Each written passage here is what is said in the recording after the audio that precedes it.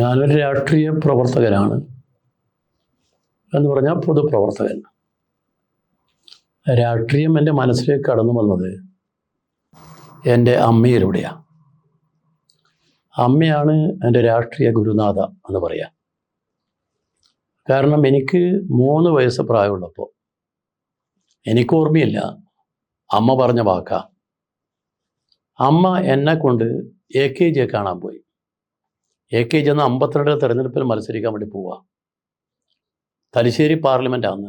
ആ പാർലമെൻറ്റിലേക്ക് AKG വരുന്നതിന് മുമ്പ് പാട്ടുമായിട്ട് വരിക. പാട്ടുണ്ട്. ആ പാട്ടിൻ്റെ ആവേശത്തിൽ ആളുകൾ മുഴുവൻ തുള്ളിച്ചാടുന്നുണ്ട്. അമ്മ എന്നെ കൊണ്ടുപോയി. എന്നെപ്പോലെ ഒരുപാട് അമ്മമാർ വന്നിട്ടുണ്ട്, എൻ്റെ അമ്മയെപ്പോലെ കുട്ടികളുമായിട്ട്. അമ്മ എൻ്റെ കയ്യിൽ ചുവന്ന നൂലിൻ്റെ മാല തന്നു. ആ മാല ഞാൻ AKG കിട്ടുകൊടുത്തു. AKG എൻ്റെ കവിളത്ത് നുള്ളി പോലും. ഇതൊക്കെ അമ്മ പറഞ്ഞ കാര്യങ്ങളാണ്, എനിക്ക് നേരിട്ടറിയില്ല. 3 വയസ്സാണ്.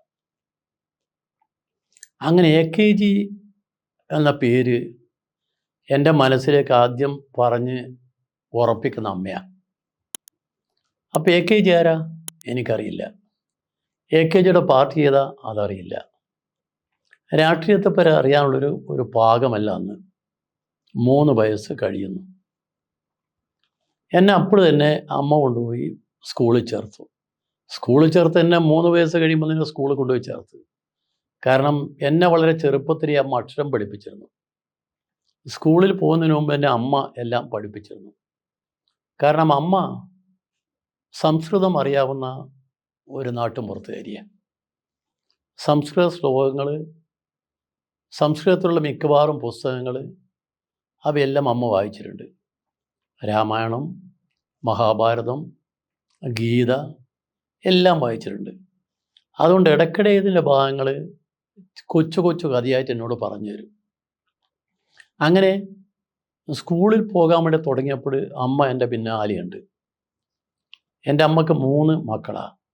അതിലാൺമക്കൾ 2 പേരാണ്. എൻ്റെ അനുജനുണ്ട്. എൻ്റെ ചേച്ചിയാണ് മൂത്തൻ. പക്ഷെ അമ്മക്ക് വലിയ വാത്സല്യം എന്നോടാണ്.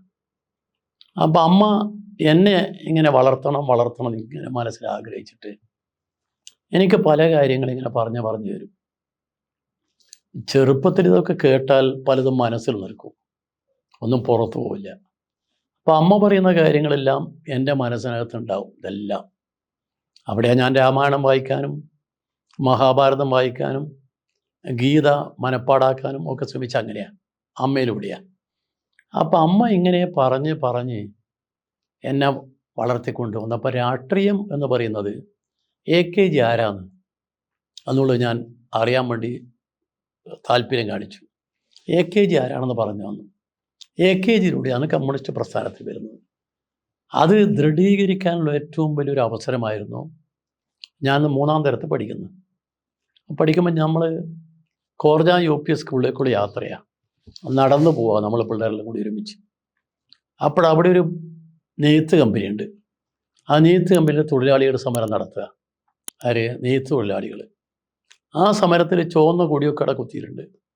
സമരം നടന്ന തൊഴിലാളികൾ ഒരു വണ്ടിയിൽ ഉൽപ്പാദിപ്പിച്ച തുണി കൊണ്ടുപോകുന്ന തടയുന്നു.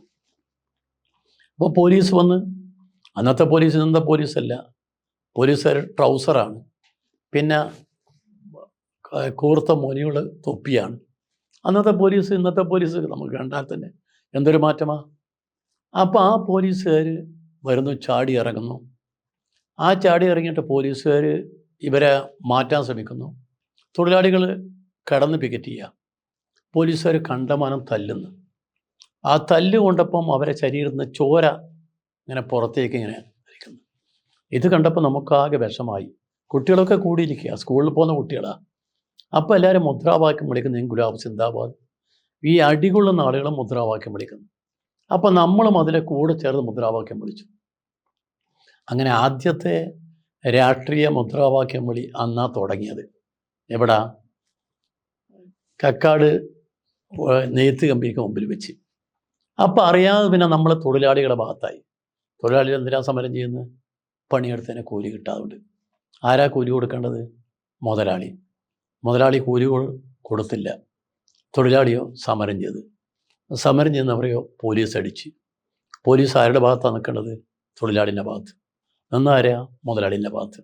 ഇത് നമ്മുടെ മനസ്സിനകത്ത് ഉയർന്നു വരുന്ന ചോദ്യങ്ങളാണ്. ആ ചോദ്യങ്ങളിൽ കൂടിയാണ് പിന്നെ കമ്മ്യൂണിസ്റ്റ് ആവുക എന്നുള്ള ഒരു മാനസികാവസ്ഥയിലേക്ക് കടന്നു വരുന്നത്. ഞാൻ 3 വയസ്സിൽ മാല കൊണ്ടുപോയിട്ടെങ്കിലും അമ്മ ഇത് പറഞ്ഞെന്നെ ഓർമ്മിപ്പിക്കും, നീ AKGക്ക് മാലയിട്ടവനാ. അത് പറയുമ്പം എനിക്കറിയാത്തൊരാവേശമുള്ളിൽ നിന്നറിയും AKG ഞാൻ പിന്നെ പലപ്പോഴും കണ്ടിട്ടുണ്ട്. AKG ഞാൻ ജീവിതത്തിൽ എല്ലാ കാലത്തും ആരാധിക്കുന്ന ഒരു രാഷ്ട്രീയം അത് AKGയാണ്. പാവങ്ങളെ പടത്തലവൻ, ധീരനാണ്, പോരാളിയാണ്. പാവങ്ങൾ എവിടെ പോയി വിഷമിച്ച് നിൽക്കുന്നോ AKG കണ്ടാൽ അവരെ കൂടിയെത്തും. അതിൽ വേറെ ഒരു ഫോർമാലിറ്റി നോക്കില്ല. അങ്ങനെ AKGയെക്കുറിച്ച് പഠിച്ച് കമ്മ്യൂണിസ്റ്റ് ആവുകയാണ്. അങ്ങനെ പിന്നെ ബാലസംഘം നേതാവായി, നമ്മുടെ നാട്ടിലെ ബാലസംഘം. അങ്ങനെ 1964 ജനുവരി മാസത്തിന് എനിക്ക് പാർട്ടി മെമ്പർഷിപ്പ് വരുന്നു. അന്ന് പാർട്ടി മെമ്പർഷിപ്പ് വരാനുള്ള പ്രായം എനിക്കില്ല, 16 തികഞ്ഞിട്ടില്ല. അപ്പം ഞാൻ പറഞ്ഞു, എനിക്ക് പാർട്ടി മെമ്പർഷിപ്പ് അതല്ല, പാർട്ടി തീരുമാനത്തിന് നിന്നെ പാർട്ടി മെമ്പറാക്കാൻ. അങ്ങനെ 64 ജനുവരി മാസം പാർട്ടിയിൽ കാൻഡിഡേറ്റ് മെമ്പറാകുന്നു. എന്നാൽ നിർഭാഗ്യം 1964 ഏപ്രിൽ മാസത്തിൽ പാർട്ടി 2 പിളരുന്നു. അത് രാഷ്ട്രീയത്തിൽ എനിക്കുണ്ടായ ഏറ്റവും വലിയ മാനസിക പ്രയാസമായിരുന്നു. പാർട്ടി 2 പിളർന്നു. നമ്മുടെ പ്രദേശത്താണെങ്കിൽ പിളർന്ന വിഭാഗത്തിലുള്ള ആളുകളാണ് കൂടുതൽ, നമ്മൾ വളരെ കുറവാണ്. അവിടെ ആകെ ഒരു പഞ്ചായത്ത് പ്രസിഡൻറ്റും കുറച്ച് ആളുകളുണ്ട്. പിന്നെ എന്നെപ്പോലെ അന്ന് ഞാൻ ഫുട്ബോൾ കളിക്കുമായിരുന്നു. ഫുട്ബോൾ കളിച്ചുകൊണ്ടിരിക്കുക, ക്യാരംസ് നന്നായി കളിക്കുമായിരുന്നു. നമുക്കൊരു സ്വന്തം ഒരു ക്ലബ്ബ് ഉണ്ടായിരുന്നു നമ്മളെല്ലാം ചേർന്ന്. ആ ക്ലബ്ബാണ് ലക്കി ചിൽഡ്രൻസ് ക്ലബ്ബ്. അന്ന് ഞാൻ അതിൻ്റെ സെക്രട്ടറി ആയിരുന്നു. അപ്പോൾ ക്ലബിൻ്റെ ജനറൽ ബോഡിയിൽ 2 വിഭാഗമായി. ഭൂരിപക്ഷം എനിക്ക് കിട്ടി, എൻ്റെ ക്ലബ്ബ് നമ്മളെ സ്വന്തമായെന്ന്. അപ്പോൾ അങ്ങനെ പ്രാദേശിക തലങ്ങളിൽ നമ്മുടെ പാർട്ടി പ്രവർത്തകന്മാർ, ഒരുമിച്ച് നിൽക്കേണ്ട ആളുകൾ, കൊടി പിടിച്ച ആളുകൾ, ഒരുമിച്ച് പട്ടിണി കിടന്ന ആളുകൾ, ഒരുമിച്ച് പോരാടിയ ആളുകൾ, അവർ 2 പിരിഞ്ഞ ആ ദുരിതാവസ്ഥ അത് അനുഭവിക്കേണ്ടി വന്ന ഒരാളാണ്. മെമ്പർഷിപ്പ് എടുത്ത് കേവലം 3 മാസം കൊണ്ട്. അതെൻ്റെ ജീവിതത്തിലെ ഒരു ദുഃഖകരമായ അവസ്ഥ. അത് ആ പാർട്ടി പിരിഞ്ഞതിന് ശേഷമാണ് എനിക്ക് ഒരു മാരകമായ രോഗം വന്നത്, വസൂരി രോഗം. വസൂരി അന്ന് നമ്മുടെ നാട്ടിൽ വസൂരി വന്ന ആരും രക്ഷപ്പെടില്ല. വസൂരി എന്ന് പറഞ്ഞാൽ ശരീരത്തിൽ മുഴുവൻ ഇങ്ങനെ ഇങ്ങനെ വളർന്നു വരും. അത് വലുതായാൽ അതിനകത്ത് മുഴുവൻ നിറഞ്ഞു കിടക്കും ജലം. അപ്പോൾ എനിക്ക് വസൂരി വന്ന് കിടപ്പാണ്. നാടൻ വൈദ്യരാണ് നോക്കുന്നത്, നമ്മളെ കുടുംബക്കാരനാണ്. അങ്ങനെ ആയിരിക്കുമ്പോൾ എൻ്റെ കുടുംബത്തിൽപ്പെട്ട 4 ചെറുപ്പക്കാർ, എൻ്റെ ഏതാണ്ട് അടുത്ത പ്രായക്കാർ, വസൂരി കൊണ്ട് മരിച്ചു. മരിച്ച ശവമടക്കം ചെയ്യേണ്ടത് എൻ്റെ വീട് നിൽക്കുന്നത് കുറച്ച് ഉയർന്ന സ്ഥലത്താണ്. അവിടെ നിന്ന് താഴെയാണ് ശ്മശാനം. ആ ശ്മശാനത്തിൽ അടക്കം ചെയ്യേണ്ടത്. അപ്പോൾ രാത്രി വസൂരി പിടിച്ച് മരിച്ച ആളുകളെ ബോഡി കൊണ്ടുപോകുന്നത് അന്നൊരു ഭീകരാവസ്ഥയാണ്. ഈ ബോഡി കൊണ്ടുപോയി എങ്ങനെയാണെന്ന് പറഞ്ഞാൽ, ഒരു പായൽ കൊണ്ടുപോയി ചുരുട്ടി കെട്ടും, എന്നിട്ട് ചുവന്ന തുണി പുതപ്പിക്കും. എന്നിട്ട് രണ്ടാളുകൾ അപ്പുറം ഇപ്പുറം നിന്ന് ചുമന്നുകൊണ്ട് ഇത് ചുവന്ന തുണിയും പുതപ്പിച്ച് ഇത് കെട്ടി, അതിന് ഭണ്ഡാരം എന്ന് പറയുന്നത്. ഭണ്ഡാരം, ഈ ഭണ്ഡാരം കെട്ടിയിട്ട് പോകുന്നത്രയപ്പാ രാത്രി 12 മണിക്ക് ശേഷമേ പോകും, അതിനു മുമ്പ് പോവില്ല. ആളുകളെല്ലാം വീട്ടിൽ അടങ്ങി എന്ന് ഉറപ്പാക്കുന്നത്.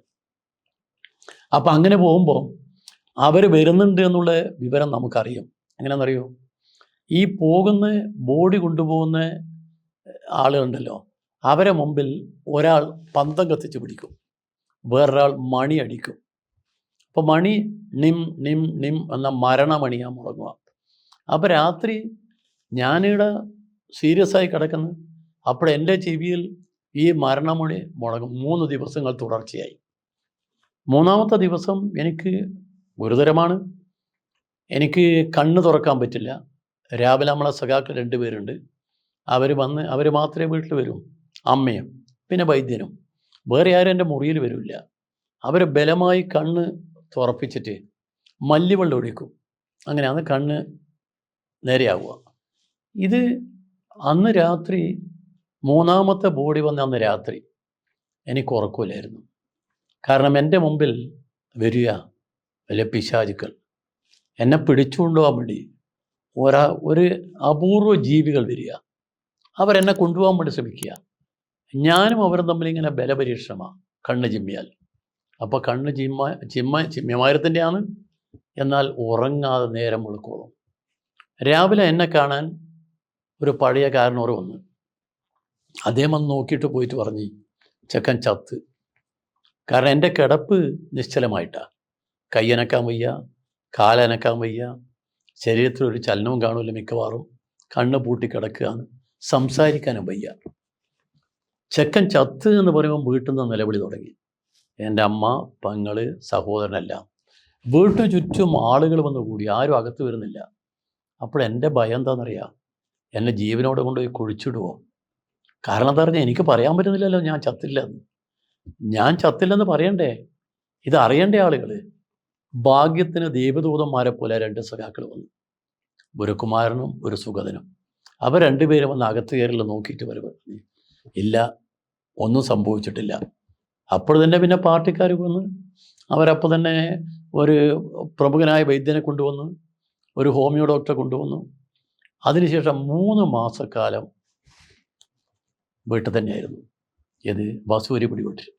അങ്ങനെ മരണത്തെ ആദ്യം നേരിൽ കണ്ട ഒരു സമയമാണ്. മിക്കവാറും മരണത്തെ കാണുമെന്ന് പറയുന്നത് നമ്മളിപ്പം പൊതുവിൽ കഥകളിലും ഒക്കെ കേട്ടിട്ടേ ഉള്ളൂ. മരണത്തെ നേരിൽ കാണുന്ന ഒരു സമയം. ആ സമയത്ത് നമുക്ക് മറ്റൊന്നും ആലോചിക്കാൻ കഴിയില്ല.